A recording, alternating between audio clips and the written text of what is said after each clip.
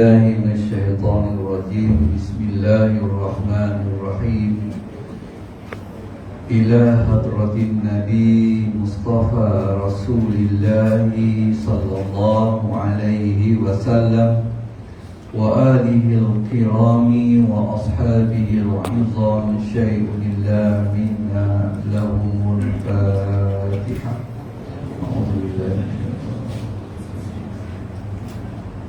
الحمد لله رب العالمين الرحمن الرحيم. إياك نعبد وإياك نستعين اهدنا الصراط المستقيم صراط الذين أنعمت عليهم غير المغضوب عليهم ولا الضالين.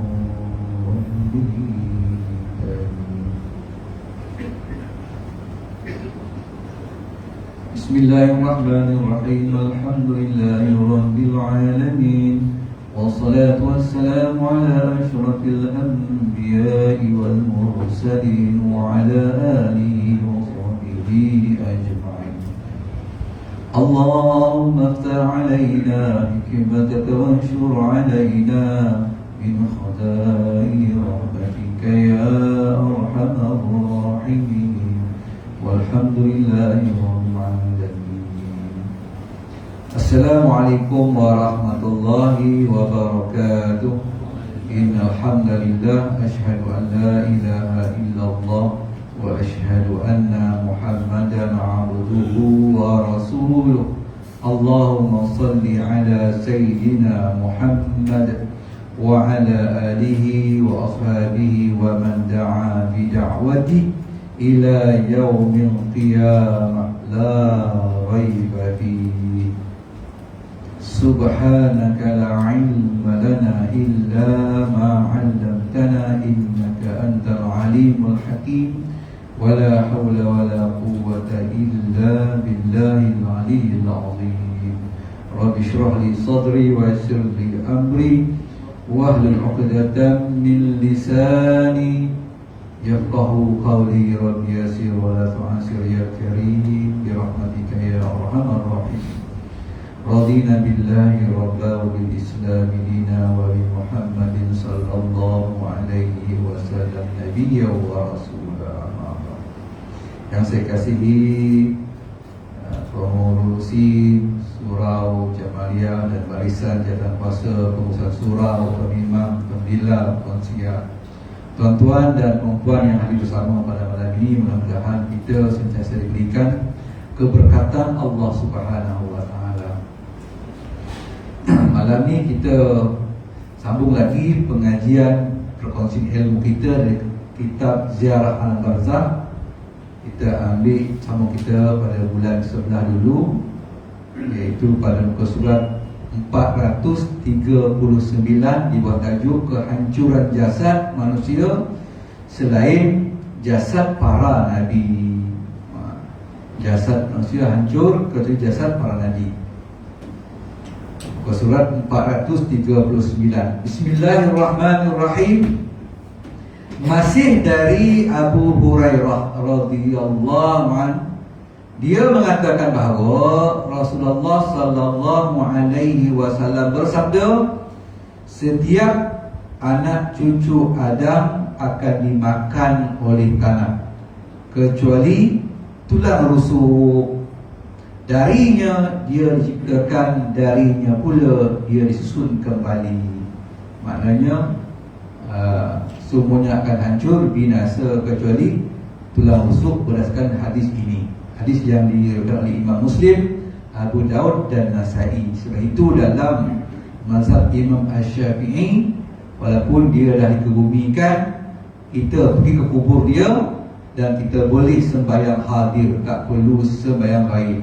Dia berada dalam kubur, kita berada di atas. Kita pun sembahyanglah seperti biasa, sembahyang jenazah seperti biasa. Ini ada dalam mazhab Imam Asy-Syafi'i. Tapi kalau kita jauh, kita sembahyang gaib lah. Dan sembahyang gaib itu mestilah setelah jenazah itu dikebumikan dengan yakin. Kita jauh, kalau kita ada handset, okeylah, kita hubungi dah punya sudah. Dah hubungi dah pukul 2 tadi, kita pun bolehlah sembahyang. Tapi kalau belum lagi dia kata ni sedang tunggu anak dia, masih jenazah dekat masjid lagi, kita dah solat dah, tinggal lagi tunggu anak dia, belum lagi boleh disembahyangkan gaib, ya, sebab jenazah belum dikebumikan. Dah dikebumikan, barulah orang yang tak dapat hadir boleh sembahyang gaib. Adapun orang yang datang setelah kematian itu dikuburnya, dalam mazhab Syafi'i boleh kita sembahyang hadir. Bila kat kubur dia sembahyang, ya, jenazah. Ya, tempoh dia tak ada tempoh. Selagi mana tulang tu ada, itulah ni, sebab tulang tu masih ada. Pensyarah buku Al-Muwaqqif mengatakan, apakah Allah akan membinasakan seluruh bahagian dari anggota badan manusia, kemudian mengembalikannya lagi, ataukah hanya sekadar memisahkannya dan mengembalikannya penyusulannya setelah itu? Ada persoalan, kan? Dia hancur betul ke, ataupun hanya tanggal-tanggal saja, lepas itu susun balik? Yang jelas, hal itu tidak ditetapkan di dalam Al-Quran maupun hadis, tak dibincang detail hancur jadi debu ke ataupun tanggal-tanggal sahaja, ya? Sehingga tidak ada hukum mengenai hal itu, kerana tidak adanya dalil yang pasti. Tak ada dalam Quran, tak ada dalam hadis menyebutkan sehancur-hancurnya, kan? Firman Allah ada menyebutkan segala sesuatu pasti binasa kecuali Allah. Bukan dalil yang menunjukkan kebinasaan manusia sama sekali, kerana pemisahan anggota tubuh juga bererti kebinasaan. Maknanya binasa itu semua akan binasa. Binasa ini bukan mengatakan hancur, tapi maknanya rosak. Kalau tanggal pun, kita tulang-tulang tenggal segini tinggal terabur, berlumbuh, maka itu pun maksudnya binasa juga. Jadi firman itu kan, dia kata semuanya akan binasa, ya.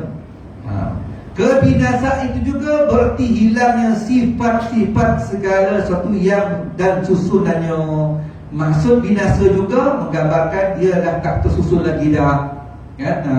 Dah terlumbuh tulang dia tu, tak tersusun lagi dah. Itu pun makna binasa yang dimaksudkan firman Allah. Sementara firman Allah yang bermaksud semua yang ada di bumi ini akan binasa, juga tidak dapat dijadikan sebagai dalil kebinasaan. Maksud binasa itu ialah semuanya akan mati. Semuanya akan mati, tak ada yang hidup. Sebab binatang pun mati, kita pun mati. Sebab itu dulu ada masa di Mesir, ada pelajarannya. Dia kata apa bezanya hidup roh yang diberikan kepada manusia dengan roh yang diberikan kepada haiwan. Contoh lembu, kambing, kan? Adakah sama roh dia? Tahap martabat itu sama tak? Roh manusia dengan roh haiwan? Jawapannya tak sama. Memang roh itu pada haiwan hanya berfungsi untuk menghidupkan saja. Tapi roh pada manusia ada dua, menghidupkan dan ditaklifkan. Dihidupkan satu, masuk tubuh kita hidup, kerana roh itu dipertanggungjawabkan dengan tanggungjawab yang diturunkan oleh Allah kepada para nabi, melalui para nabi dan rasul kepada kita. Roh itu dipertanggungjawabkan dengan solat, dipertanggungjawabkan dengan puasa. Adapun yang lain tak, ya?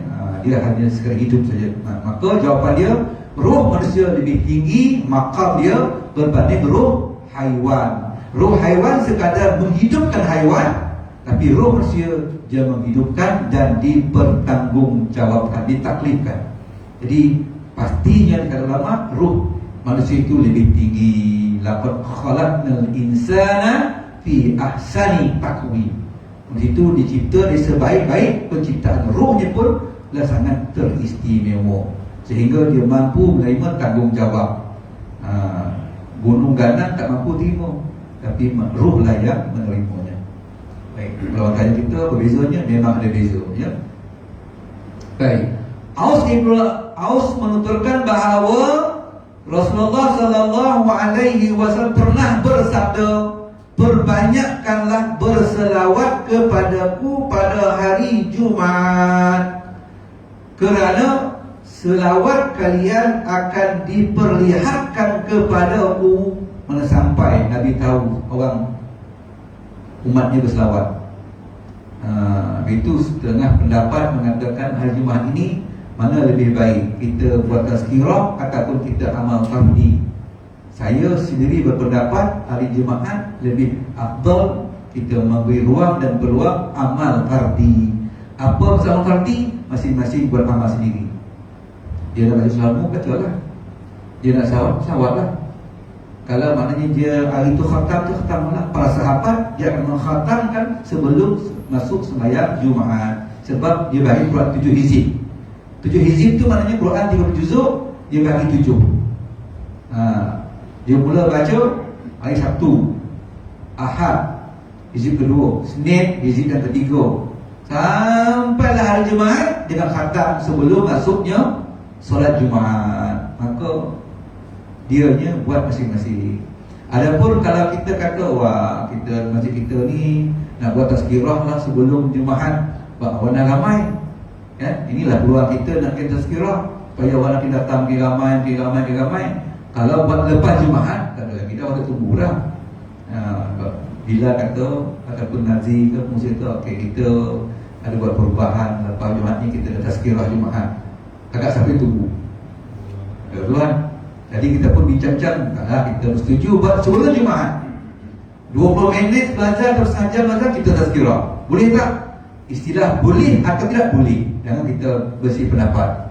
Boleh atau boleh. Mana lebih afdal? Ayat tu kita ada mungkin berbeza pendapat. Kalau saya lebih afdal kepada amal fardi. Dia akan datang sesuatu dia buatlah kerja dia. Dia nak berzikir, berzikirlah. Dia nak baca Quran, nak khatamkanlah. Sebab sikit lagi nak khatam. Sebab dia dah baca sebelum tu banyak dah. Ada orang dia nak susah al-Mulk Quran, zikir, bacalah. Kan? Jadi tak ada masalah. Kalau boleh, boleh. Tapi tu orang panggil saya buat tazkirah, saya pun pergi jugalah. Baik. Jadi situ dia kata, para sahabat bertanya, ya Rasulullah, bagaimana selawat kami akan diperlihatkan kepadamu sedangkan engkau telah hancur binasa? Ilmu para sahabat waktu itu. Maka beliau menjawab, Nabi pun menjelaskannya, sesungguhnya Allah mengharamkan bumi dari jasad para nabi. Maknanya bumi takkan mampu memamak jasad para nabi. Jasad para nabi itu cantik, terpelihara, dan bumi takkan mampu untuk menjamaknya kecualilah rakyat biasa, kan orang biasa. Itu hasilnya. Sementara Abu Darda menuturkan bahawa Rasulullah sallallahu alaihi wasallam telah bersabda, sesungguhnya tidaklah seseorang berselawat kepadaku melainkan akan diperlihatkan kepadaku selawatnya setelah selesai mengucapkannya. Tak ada tunggu masa lamanya. Allahumma salli ala sayyidina Muhammad wa ala ali sayyidina Muhammad. Asal Nabi tahu pantas dan cepatnya perkara itu berlaku. Habisnya sampai kepada Nabi. Jadi maknanya ada orang hari peluang hari Jumaat dia nak berselawat. Ada orang dia nak baca surah Waqiah. Sebab ada juga hadis mengatakan kelebihan membaca surah Waqiah pada hari Jumaat. Maka dia pun pergi Jumaat, dia baca surah Waqiah. Sebelum datang azan dia dah selesaikan. Jadi bagi peribadi saya tak melarang, ya, cuma ada sudut amal pribadi saya suka pendapat mengatakan lebih baik ruang itu diberikan kepada setiap orang yang datang, buatlah amal peribadi dia. Tapi ada juga hujah. Dia bincangkan, Ustaz, daripada kadang-kadang dia orang ni tak buat tu Ustaz, melopong ni dia kata. Dia pernah melopong tu, baik kita buat tazkirah. Iya juga kan. Ini istilahnya kalau yang itu melopong, ya, anak-anak hujah kita juga asap dia. Ini dah nak azan ni, dia masih buat lagi. Woi, pakai mana ni? Dia nak suruh masjid lah. Kalau pakai tak boleh tuan-tuan. Waktu tu maknanya masjid, pergi masjid tinggal dalam handset, ya? Tidak ada lebih besar hanyalah Allah. Hari Jumaat hari yang sangat hebat untuk amal peribadi. Hari lain kita sibuk tuan-tuan. Baik itu namanya Yaumul Jumaat. Hari Sabtu, ya Musa, dipanggil hari Sabtu. Apa nama Sabtu? Sabtu maknanya berehat-rehat dalam bahasa Melayunya. Dalam bahasa Melayu Sabtu, hari berehat-rehat. Jadi bermakna hari Sabtu tu hari yang tak boleh bojor kalau duduk rumah. Ahad, hari yang pertama. Yaumul Ahad, hari yang pertama. Isnin, hari yang kedua. Selasa, hari yang ketiga. Arba'a, Rabu, hari yang keempat. Khamis, hari yang kelima. Jumaat, hari kita berhimpun membesarkan Allah, mendengar khutbah. Jadi sebelum sampai mendengar khutbah cara beramai ramai dengar mimbar berkhutbah, kita semua dengar. Maka sebelum tu kita buat amalan fardi kita. Amalan fardi maksudnya amalan peribadi. Yang mungkin tuan-tuan ada setiap Jumaat mesti ada amalan tuan-tuan. Kan? Saya Jumaat saya nak baca niat, silakan. Saya Jumaat saya nak salawat, ya silakan. Saya Jumaat saya akan pastikan saya Jumaat saya akan habis membaca surah Waqiah, silakan. Tapi sahabat dia akan baca Quran tu 7 hizib. Maknanya kita khatam setiap hari Jumaat. Itu para sahabat buat Jumaat di awal-awal. Kenapa? Di awal tu sebab dia nak ada lagi sikit lagi Quran yang belum dia khatam. Dia dah khatam sebelum zuhur. Itu Jumaat itu. Tuan-tuan pilihlah yang mana yang tuan-tuan nak buat, tak ada masalah. Cuma jangan kita berwasap. Yang tu ada pada berwasap. Ustaz dia kata ramai yang boleh kita bagi penceramah, kita minta sekirah ringkas sebelum azan. Ya juga, ya. Baik. Aku bertanya, apakah juga telah meninggal dunia? Beliau menjawab, juga setelah meninggal dunia, kerana Allah telah mengharamkan bumi untuk makan jasad para Nabi. Maknanya Nabi ni masa hidup pun berselawat boleh, dan meninggal Nabi pun boleh berselawat. Jadi maknanya itu kelebihan berselawat kepada Nabi SAW.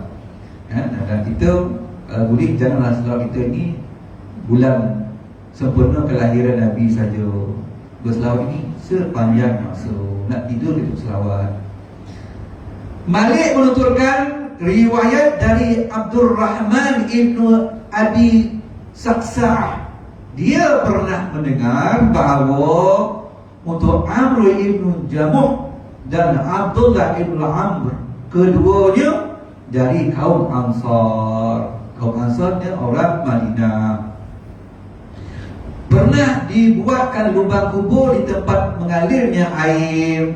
Mereka ditempatkan di satu kubur. Mereka berdua termasuk orang yang mati syahid dalam perang Uhud. Dua-dua ni adalah orang Ansar, meninggal dunia dalam perang Uhud fi sabilillah syahid. Dan dikuburkan di tempat kubur itu tempat air mengalir. Kan bila air mengalir, tanah makin terhakis. Ya. Kemudian kuburnya digali semula untuk dipindahkan sebab tempat laluan air mengalir. Tak cantik, dia sahabat syahid lagi, maka digali semula nak pindahkan kuburnya. Boleh pindah kubur? Boleh pindah kubur. Sebab ada satu kes di Rembau ni, satu saya dalam fatwa 3 kubur. Dia beli tanah. Tanah tu berluka, tapi taklah semua sangat. Dia kata ni dah tanah kawasan yang tua, penjurutan bang, kat ketua, apa kata inilah kawasannya ni. Tu ialah itu sukaika, sukaika. Belilah. Bila dah beli awak di sana, si pembeli pun bersemangat untuk nak tobang tobeh, nak bersihkan sebab beli tanah, kan? Sayang. Dan tengok, jumpa kubur 3. Dia pun tanya balik si tuan tanah yang dia beli sebelum ni. Bang, dia kata, kubur tu ada tanah tu kubur lah 3. Siapa punya tu? Yang tu saya tahu tu. Orang yang lama beli tu, yang beli tu, dan orang yang menjual tu tak tahu tanah tu ada kubur. Yang membelinya tabang-tabang baru jumpa. Macam mana buat? Maka masing-masing pun tak boleh keluar hukum. Sebab jangan sewenang-wenangnya kau kubur. Maka dia pun buat satu surat memohon pandangan fatwa. Apa pandangan fatwa untuk kami memindahkan kubur itu di tanah perkuburan sebenar. Tanah tu kami nak buat rumah, nak dimakmurkan. Maka mereka kata harus, sebab ia nak digunakan, galilah. Tetapi sebelum itu tolong cari kenal pasti siapa warisnya dahulu. Sebab waris itu perlu diminta izin. Maka diberi ruang dan masa, tak dapat cari waris. Entah kubur zaman bila tak dapat waris, Maka tak tahu, maka dia kata memang kami dah gagal mencari waris kubur ni, tak tahu siapa punya. Maka bila tahu, maka sana fatwa pun buatlah hukum. Oleh kerana dah minta izin waris pun tak ada, dapat waris. Kalau ada waris minta izin dulu tuan ya. Dan kita nak pandai pula. Lepas tu dia timbul kat kuantan dulu. Itu siapa dia kata, bukan saya kubur tu, bukan datuk saya, bukan nenek saya, dia kata. Habis dia tahu, saya boleh pun orang lain tanya, orang tu tak tahu memang dah ada.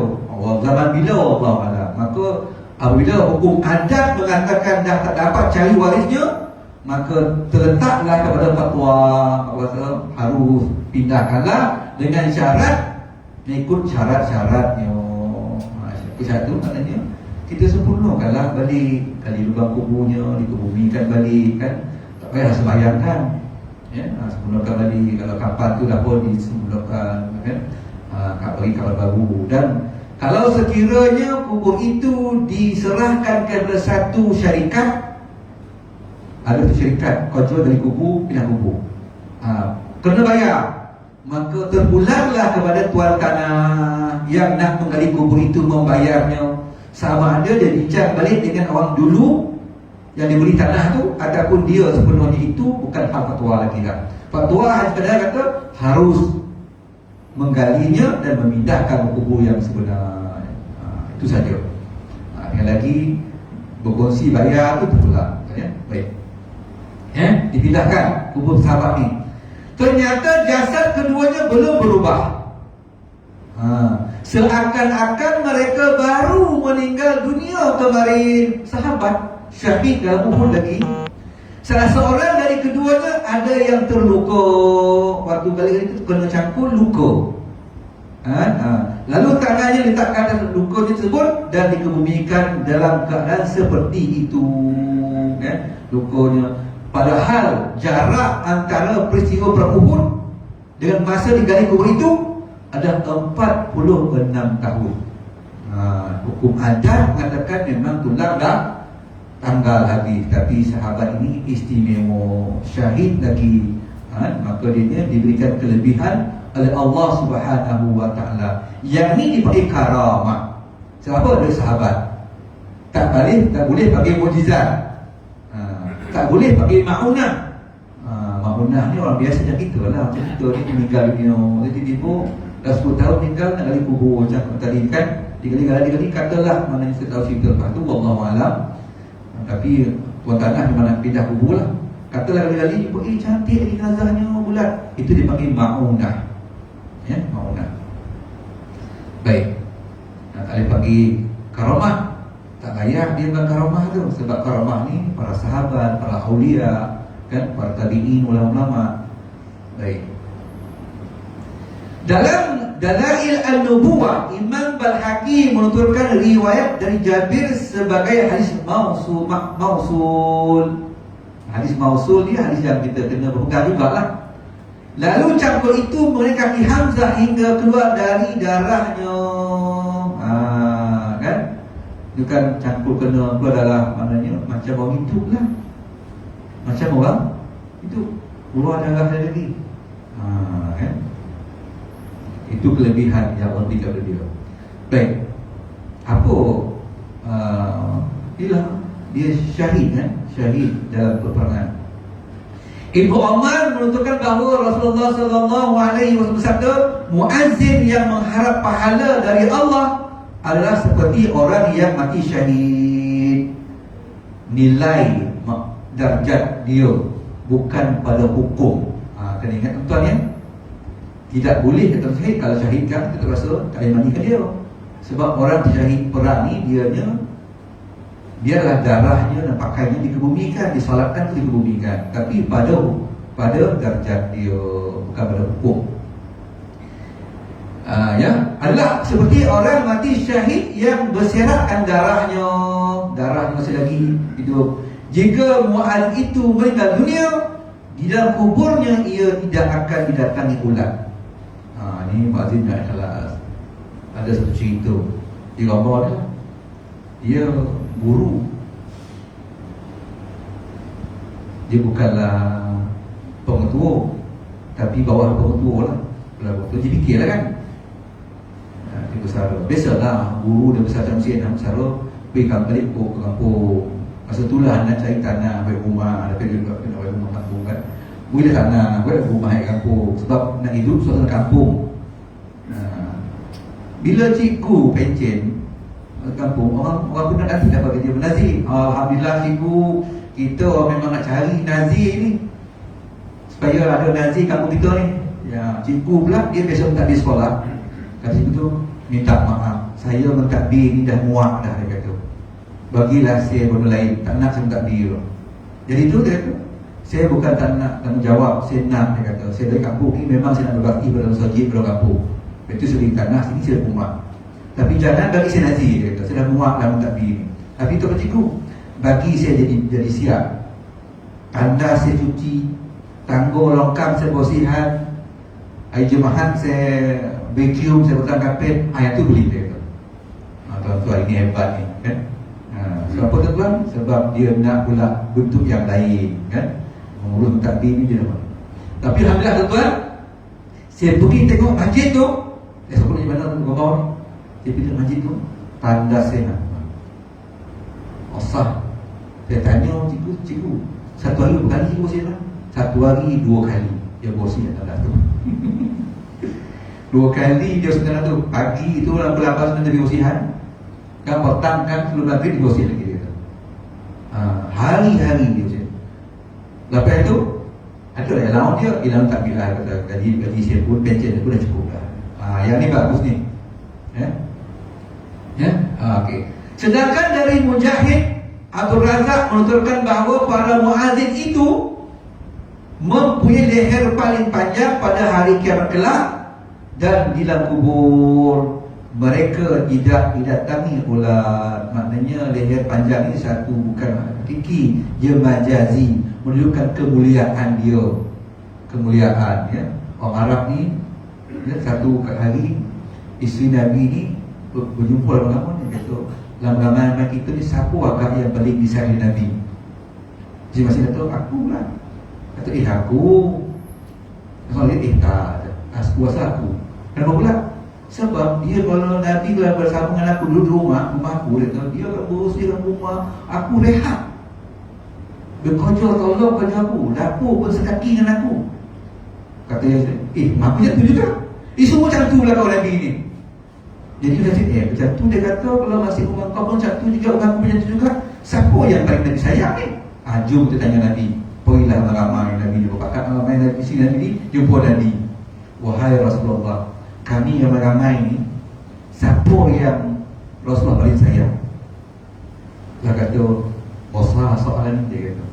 Ini soalan yang paling orang kata soalan yang paling berat dia jawab. Bagi aku tempoh 3 hari.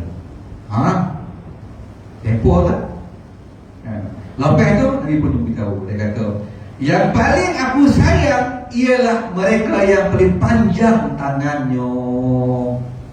Bangun kat isteri ni ukur tangan, gembiralah isteri yang panjang tangan dia. Aku dia kata.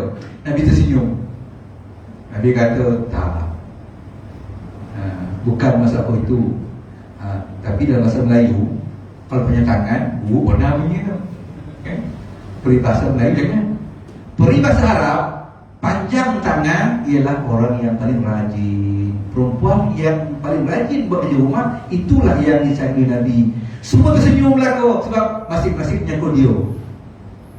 Akulah kat itu, akulah kat itu. Yang dia bilang, akulah tu. Selesai masalah. Dengan hebatnya Nabi sallallahu alaihi wasallam. Tuan-tuan, kita ni berbeza ya, antara orang Melayu dengan orang Arab. Orang Melayu ni kalau kita bersumpah, apa sumpah kita?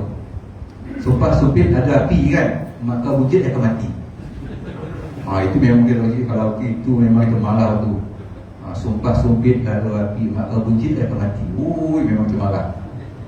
Sebab kait baik dengan mak dan ayah. Saya pernah pengalaman sikit, saya tu nakal, saya pengutuk pagi dia. Saya pun kata, kau ni nakal-nakal ni, kalau mak ayah kata suka tak? Ustaz, dia kata, Ustaz nama saya marah Ustaz ya. Dia bilang sebut mak ayah saya. Ini memang kepatan kan? Jangan sebut mak ayah. Nak maki dia, nak marah dia, silakan. Tapi sebut mak ayah, sorry.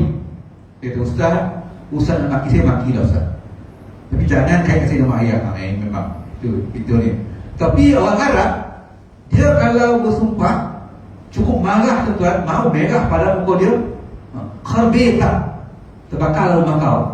Ui, jangan main tuan-tuan. Dia kata terbakar rumah kau, dia cukup marah. Kharbita ni satu istilah yang saya mula dapat di Mesir. Sampai ya jumpa orang marah, kharbita. Kata kau saya, Syekh macam tu, itu marah betul dia tu. Nak berhenti, buat motor berhenti dia, kau jaga tau. Sebab saya faham kharbita ni terbakar rumah kau. Biasalah orang Melayu kan kita tengok terbakar rumah kau, tak ada apa ya? Tapi orang Arab jangan. Kita pula orang Melayu kalau di kepala, saya dah sampai dia, dia orang kita pantang kepala ni kan, jangan kau di kepala. Tapi sebab itu rupanya Arab ni marah kita tahu punggungnya, pungung dia. Bila dia main kepala saya, dia kita ke orang Malaysia ke cikgu juga kan, dia cukup di kepala kita pukul pungung dia. Dia jangan. Jadi budaya berbeza. Jadi tangan panjang orang Melayu ialah mencuri. Tangan panjang bagi dunia Arab ialah orang yang rajin buat kerja rumah. Itu berbeza kan ya. Baik. Sikit lagi saya nak cakap. Jabir bin Abdullah mengatakan bahawa Rasulullah sallallahu alaihi wasallam bersabda, jika pembawa Al-Quran itu meninggal dunia, Allah akan wahyukan kepada bumi agar tidak memakan dagingnya. Di sini saya nak betulkan sikit. Pembawa sini kalau merujuk kepada matan dia Hamlatul Quran. Hamlatul Quran memang kalau dalam bahasa Arab Melayu dia pembawa Quran. Tetapi hafal Quran bukan pembawa Quran. Mereka yang hafal Al-Quran. Dia bawa Quran dalam diri dia. Maksud tanda dia bawa Quran. Kan itu kata tuan-tuan saya ceramah kalau daftar anak ikon dia tuan-tuan risau tuan-tuan. Doakan tuan-tuan ini supaya habis saja belajar ikon 3 tahun, anak tuan boleh bawa Quran dalam tandas. Tuan mana mama ayah? Kok pula bawa Quran tandas pula? Iyalah, diri dia dah Quran lah. Hafal Quran 3 juzuk kan? Contoh pula nak buang Quran dia keluar, ini maksud sudah. Jadi sini hafal Quran, maksud kita ni bukan pembawa, mana penghafal Al-Quran. Dalam kalimah kita asalnya Hamlatul Quran, mereka yang hafal Al-Quran. Jadi kita jika orang yang menghafal Quran dengan dunia, kalau kita baca macam tu, kalau pembawa kan ramai dah si bawa Quran ialah ujung dia kata Allah akan mewahyukan kepada bumi, beritahu tanah jangan makan dagingnya. Sebab tanah kita pun kena Quran boleh. Tak, bukan itu maksud tuan. Kalau baca yang tu kan kita salah faham. Jadi barang siapa yang menghafal Al-Quran, menghafal ini dibincangkan 30 juzuk ke apa kau tak. Hamlatul Quran memang 30 juzuk. Dia tak boleh dipanggil Hamlatul Quran kalau tak hafal 30 juzuk. Hamlatul Quran istilah hanya pada mereka yang hafal 30 juzuk. Anak tuan anak Quran panggil Quran. Ataupun dipanggil Al-Hafiz. Hasan bin Ali Al-Hafiz, maka dia itu Hamlatul Quran. Ya. Allah akan mewahyukan kepada bumi agar tidak memakan dagingnya. Bumi kemudian berkata, Tuhanku, bagaimana aku akan memakan dagingnya sedangkan di perutnya terdapat firman-Mu. Di perutnya terdapat firman, dalam diri dia ada Al-Quran. Itulah antara kelebihan orang yang menghafal Al-Quran. Dia yang jasadnya tak dimamah oleh bumi. Al-Marwazi menuturkan bahawa Al-Qatadah mengatakan, aku pernah mendengar bahawa bumi tidak akan menghimpit jasad orang yang tidak suka berbuat kesalahan. Jadi satu yang baik. Orang yang tak suka buat kesalahan juga akan dapat kelebihan Allah Subhanahu wa taala. Dulu kita baca tuan-tuan, iaitu orang yang melazim membaca surah Al-Mulk juga terlepas dari himpitan kubur. Jadi surah Jamaliyah antara amal dia itu di Darul Widan memang kita buat. Setiap malam ibu ayah tu lepas kuliah, dia akan sudah selesai sampai Isya, semua maghrib kuliah, maghrib Lepas tu isyak, lepas tu kita akan sama-sama duduk buka Quran, buka Quran dan baca surah Al-Mulk sampailah akhir. Lepas tu masing-masing baliklah ke pondok, ke bilik masing-masing. Satu budaya bagus sebab ianya bukan bid'ah. Jangan pula itu bid'ah dah. Membaca Quran setiap malam bukan bid'ah tuan-tuan. Dia satu sunnah. Bagi mereka sebut siapa yang melazimi membaca surah Al-Mulk pada setiap malam, maka dia terlepas daripada himpitan kubur. Jadi peluang tu sekarang kita boleh buat. Cuma nak buat ke tak nak buat. Ada masuk Pak Ustaz, dekat semayang isyak tu dah nak balik pada Pak Umar sibuk pada. Siapa yang suruh menyibukkan kita? Kita takkan ada ruang. Surah Al-Mulk kita baca satu muka, semuka sikit dia terlompat. Kita habis. Kan? Takkanlah tak boleh berwasap pun lama. Abah dia kata, nak makan tu banyak malam ni WhatsApp. Kita tengok dah sejam berwasap. Tuan-tuan sekalian, kalau sejam tu ambil surah Al-Mulk kan, berapa kali dia baca? Banyak tuan-tuan. Kita je yang tak pandai menguruskan masa, bagi alasan lepas isyak tak kita ni dah nak balik dah, tak sempit nak baca Al-Mulk. Tak apalah kalau betul, tapi bacalah di rumah nanti. Sebelum tidur pastikan baca. Kawan saya tuan-tuan, dia seorang Al-Hafiz, hafal Al-Quran.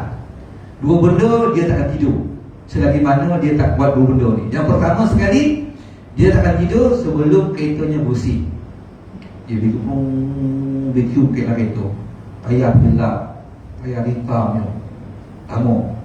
Saya tak terbuat tuan-tuan. Saya pernah tengok kereta dia, tengok kereta, buka tengok bau tu memang wangi lah, tapi dalam tu saya cuba sebutir pasir pun tak tahu. Kau macam mana kereta kau ni? Dia kata budaya dia sebelum tidur dia ambil fluk dan dia lap kereta dia. Ayah pun dia kiri, sebab kita pagi besok baru tak sopek lagi dah kereta tu, masuk kereta jalan. Ya Allah, saya terbaik tuan. Dia tak kawasya. Dia tahu. Yang keduanya, dia takkan tidur setelah satu hari itu dia subuh ataupun daripada pukul 12 malam tu sampailah sebelum tidur, dia mesti membaca 10 juzuk Al-Quran. Sebab dia Al-Hafiz dan dia telah pun mendisiplinkan dirinya khatam 3 hari. 3 hari khatam. Jadi satu hari 10 juzuk, 10 juzuk khatam 3 Quran. 30 juzuk Al-Quran. Dia berdua sampai sekarang. Dan dia ni saya rasa antara orang yang saya kagum lah. Kereta dia Maybe, cantik tuan-tuan. Dibeli dari guru. Saya pengetua. Dia guru awak saya lah. Dia fikir dibeli dari guru sebab dia kereta lain. Dia guru. Lepas tu cikgu tu beli kereta dia. Satu hari sebab cikgu tu parking jauh dia. Dia kata, Ustaz, kenapa kereta parking jauh sangat dengan kaki kau jabat? Malu Ustaz. Malu pula. Buat kereta waktu aja tu comel kereta. Pula kereta dah kita beli dah. Kita dah bayar. Kita punya. Geran tu kan nama dah. Bukan kita lah. Tak. Hormat pada tuan kereta dulu. Dia tak buat macam tu. Akhirnya dia pakai pokok jaga tu. Jaga kaki nampak tu. Nampak ikon tu.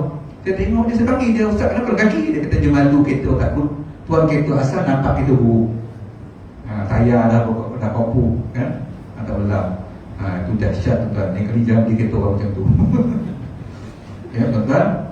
Jadi kita macam tu. Minggu depan kita sambung beberapa hal yang berkaitan arwah. Ini ada dua pendapat berkaitan roh. Ada roh jangan kita persoalkan, dan ada roh yang ianya dibincang oleh ulama.